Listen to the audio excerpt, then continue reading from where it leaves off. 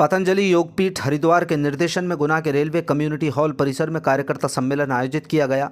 इस कार्यक्रम में क्षेत्रीय सांसद डॉक्टर के.पी. यादव ने भी वक्तव्य दिया और योग साधकों से भी 22 जनवरी को अयोध्या में रामलला की प्राण प्रतिष्ठा का उत्सव मनाने का आह्वान किया। पतंजलि और भारत स्वाभिमान न्यास के कार्यकर्ता सम्मेलन की शुरुआत योग गुरु स्वामी रामदेव के वर्चुअल संबोधन के साथ हुई। इसके बाद डॉक्टर स्वामी परमार्थ देव ने योग और अध्यात्म सहित आयुर्वेद विषयों को लेकर कार्यकर्ताओं को प्रशिक्षण दिया। उन्होंने योग और अध्यात्म द्वारा राष्ट्र के प्रत्येक नागरिक को स्वस्थ और समृद्धशाली बनाने का मंत्र दिया। पतंजलि संगठन आने वाले समय में किस प्रकार कार्य करेगा, इसको लेकर भी विस्तार से बताया गया। क्षेत्रीय सांसद डॉक्टर के.पी. यादव ने दोहराया कि पतंजलि का उद्देश्य भारत को स्वस्थ बनाना है। वहीं भाजपा भी उन्हीं के समक्ष स्वस्थ भारत के साथ साथ राष्ट्र के सम्मान के लिए सभी का मन स्वस्थ बनाना चाहती है। कार्यक्रम में गुना, अशोकनगर, शिवपुरी सहित राजगढ़ जिले से भी कार्यकर्ता शामिल रहे।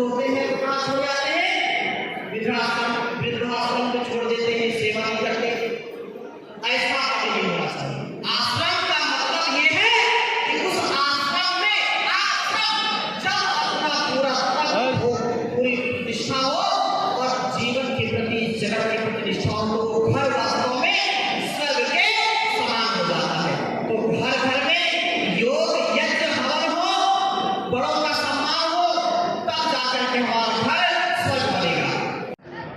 और पतंजलि आप जानते हैं कि उनके लिए भी राष्ट्र प्रथम है और हम भारतीय जनता पार्टी वालों के लिए भी राष्ट्र प्रथम है। वो लोगों को स्वस्थ रखना चाहते हैं और हम भी लोगों को स्वस्थ मन वाला रखना चाहते हैं कि बड़ा मन करके राष्ट्र हित में काम करते रहें लोग, और वो भारतीय जनता पार्टी बखूबी कर रही है। जन जन तक सरकार की सेवाएं पहुँचें, लोगों को लाभ मिले, जितनी योजनाएं उनका ठीक से क्रियान्वयन हो। और सबसे बड़ी बात तो ये है कि अभी जो है 22 तारीख को अयोध्या में जो रामलला विराजने वाले हैं, जो प्राण प्रतिष्ठा है, उसकी पूरे देश में ही नहीं पूरे विश्व में तैयारी चल रही है।